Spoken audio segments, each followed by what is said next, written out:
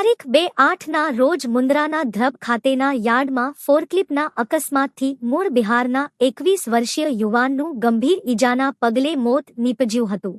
મળતી માહિતી મુજબ મુન્દ્રાના ધ્રબ ખાતેના Adani port all cargo CFS યાર્ડમાં ગઈકાલે સાંજે યુવાન તેના હાઇડ્રા મશીનથી કામ પૂર્ણ કરી ઊભો હતો ત્યારે ફોર્કલિફ્ટવાળાના ચાલકે પૂરઝડપે ચલાવી આ હતભાગી યુવાનને અડફેટે લેતા લોખંડની ક્લિપ સાથળમાં ભટકાવી દેતા નસ ફાટી ગઈ હતી. ગંભીર રીતે ઘાયલ યુવાનને પ્રથમ સ્થાનિક બાદમાં ભુજની ખાનગી હોસ્પિટલમાં ખસેડાયા બાદ નસ ફાટવાના લીધે વધુ સારવાર માટે રાજકોટ લઈ જવાયા હતા ત્યારે વહેલી સવારે જ યુવાને છેલ્લા શ્વાસ લીધા હતા. આ બનાવ અંગે યુવાનના ભાઈએ મુન્દ્રા પોલીસ મથકે ફોર્કલિફ્ટના ચાલક વિરુદ્ધ ગુનો નોંધાવ્યો હતો.